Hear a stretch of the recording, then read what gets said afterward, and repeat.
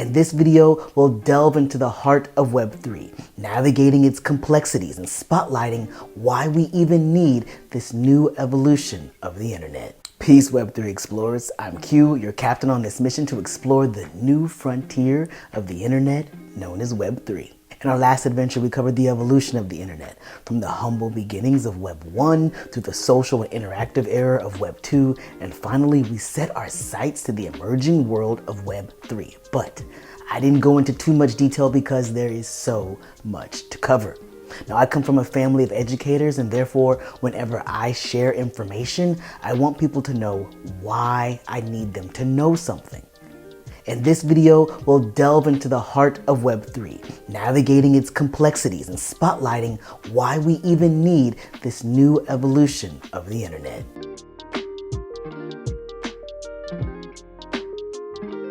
So what is Web3? Well, think of it as the next generation of the internet. Right, Trekkies? While Web 1 was all about static web pages and information browsing, and Web 2 was about interactivity, social media, and user-generated content, Web 3 is a quantum leap into the future.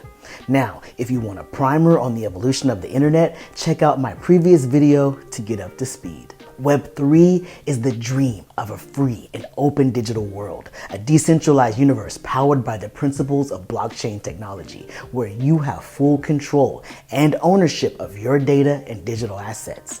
Now, this might seem like an abstract concept, so to really understand why we need Web 3, we have to think about what control and ownership really mean in the current context of the internet. Despite our ability to utilize numerous online platforms and resources, we must recognize that we don't truly possess ownership over them. Now, you might argue, but Q, I have my own website and social media accounts. And while you have access to these platforms, it's crucial to understand that ownership eludes us in the realm of Web 2. We actually rely on third parties to hold custody of the things we value, and these valuables extend far and wide. Instagram, Twitter, Google, TikTok, all these platforms maintain control over our social accounts, including the content we create, the followers we accumulate, and the audiences we engage with. Cash App, Venmo, Stripe, PayPal, Apple Pay. These payment platforms serve as intermediaries for our financial transactions, making it necessary that we trust in their custody of our funds. Banks play a pivotal role in holding custody of our money within accounts operated by the bank. And while we have access to these accounts, our control over them remains limited. LinkedIn, Upwork, Fiverr. These platforms house our professional profiles, encompassing resumes, references, trusted work histories, and client reviews. Websites hosted on platforms like Wix, Squarespace, or GoDaddy offer us access, but we merely register domains and rent space on their servers, and renting falls short of true ownership. Entrepreneurs with online products, whether it's an online course on Kajabi or products listed on Etsy or Shopify, rely on platforms they do not own, paying for access rather than ownership. Our reputations as professionals and business owners are intertwined with the platforms of Yelp, Google, Facebook, Airbnb, and Uber. Both customers and vendors have reputations that exist within these domains. Understanding the scope of what we truly value online is essential, and it's not about vilifying these platforms at all. Instead, it's about recognizing the dependency we've developed on them. On these platforms, we simply lack ownership and control over our digital presence. We find ourselves at the mercy of platform policies and decisions, unable to influence or shape the way these platforms operate. Social media algorithms constantly change, and we rarely have a say in when or how those changes occur. It's essential to clarify, I'm not here to criticize these platforms or pass judgment on their business practices. Now, while I may have strong opinions about a few of these platforms, my opinions are beyond the scope of this discussion. My aim is to highlight the concept of having custody of something that you value online and to shed light on the magnitude of things that we truly cherish. Throughout the pandemic, I dedicated a significant portion of my time assisting small businesses in adapting to the virtual landscape, augmenting their online presence, and equipping them with digital tools, many of which were integrated into the platforms I just mentioned. It's important to acknowledge that this discussion does not seek to demonize these platforms at all. They have profoundly shaped our digital experiences, our daily lives, and our livelihoods. Just as the COVID-19 pandemic in 2020 reshaped our physical world, 2023 is reshaping our digital one. We are in the midst of a global AI boom that will change the ways in which we live and work forever. So, understanding the direction of this online evolution is crucial. Side note, if AI has you worried, please do me a favor and start watching Star Trek. Trekkies have been used to the idea of artificial intelligence since the 1960s. Hopefully it'll make you feel better, or at the very least, much less freaked out. All right. Web 1, from around 1990 to 2005 was the read-only era. This was like cute little baby pictures of the internet. And this time the internet was like a big library. You could read lots of stuff, but you couldn't really interact or make changes. Now, Web 1 was built with open protocols. Think of these like rules of a game that everyone agreed to play by. This era was characterized by the principle of decentralization and community governance. These open protocols, or the fundamental rules and standards guiding the internet, were not under the control of a single entity. Instead, they were developed, maintained, and advanced by a broad community of users and developers. A distinctive feature of Web 1 was that the bulk of the value, be it in terms of innovation, opportunities, or economic gains, wasn't captured by a few big tech firms. Instead, it went to the users and developers at the edges of the network, those who were actively participating in and contributing to the growth and evolution of the internet. This decentralization of value creation and capture set the foundation for the internet as we know it today. Web 2, the read-write era, spanning from around 2005 to 2020, marked a significant shift in the way we interacted with the internet. It transformed the internet into a read-write platform, enabling users to consume and create content. Now, this was like being able to not just read your favorite book, but also being able to write your own stories. However, this era was characterized by the rise of centralized services. Tech giants like Apple, Google, Amazon, and Facebook built big applications on these open protocols that were very easy to learn and use. This resulted in a network effect, leading all of us to sign up and integrate these platforms into our daily lives. We gave these companies our data, and this handful of corporations created siloed spaces on the internet where they controlled and dictated the user experience within their domains. Have you ever questioned why it used to be free to use all these platforms?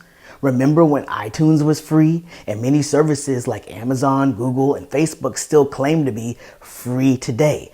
But the truth is, we've paid a significant price with our data.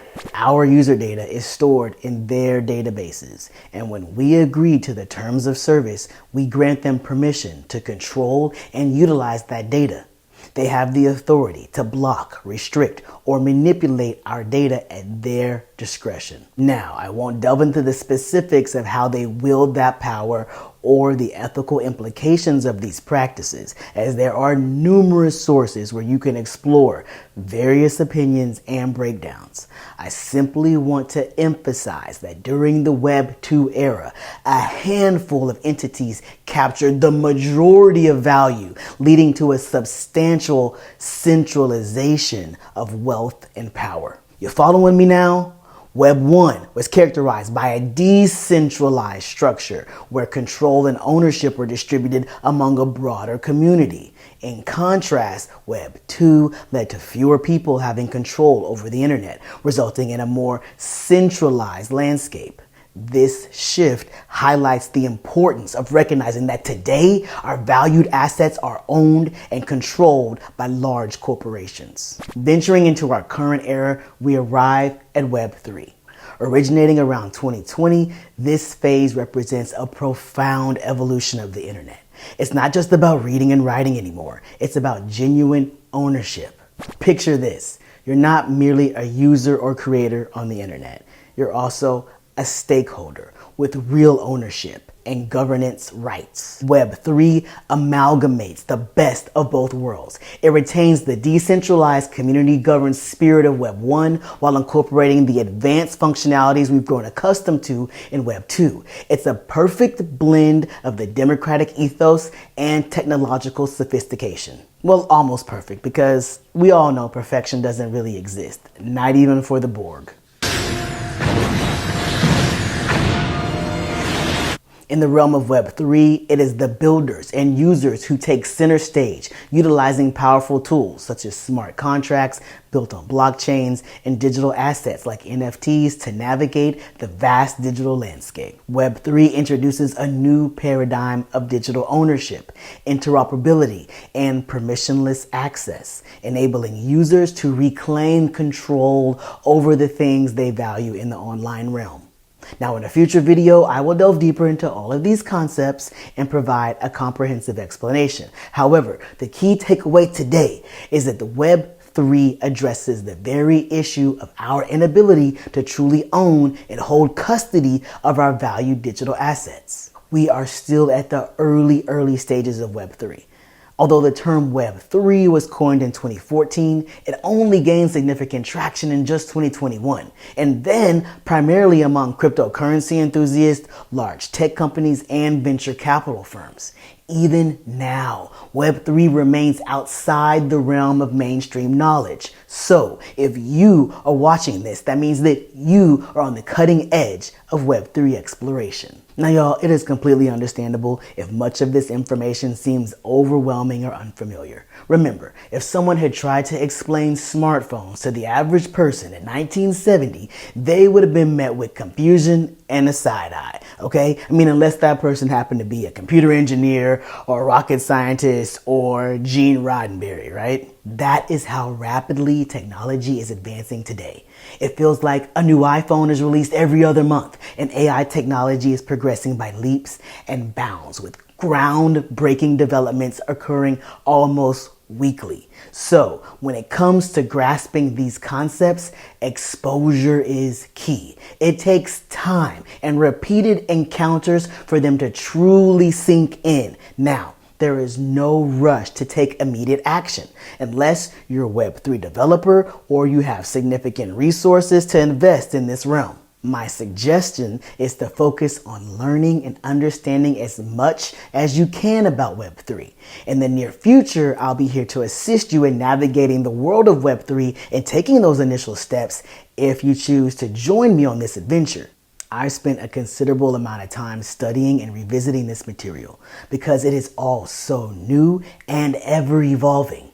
Exploring is a continuous process of learning and growth. Feel free to rewatch this video, share it with others, please, and engage in discussions to further solidify your understanding. Together, we can uncover the mysteries of Web3 and embrace the possibility it holds. I may have missed the .com boom, but it's clear that we are on the brink of the next boom, and my goal is to bring as many people along with me as possible. The pandemic highlighted the consequences of leaving creatives and entrepreneurs behind in the digital world.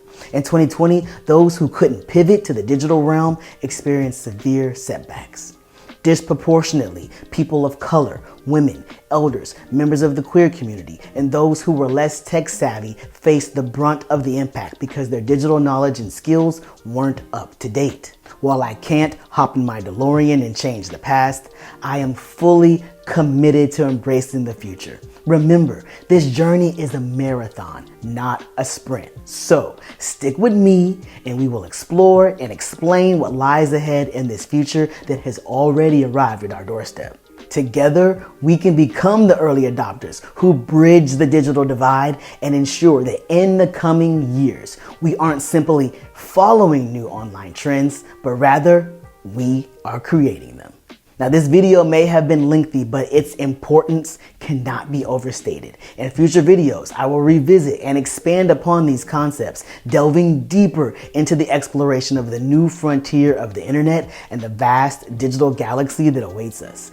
Please subscribe to my channel and share with others because you have the power to help me grow this thing. Please ding that bell so you're alerted next time I send another subspace message, and stay tuned for more exciting insights and discoveries in the world of Web3.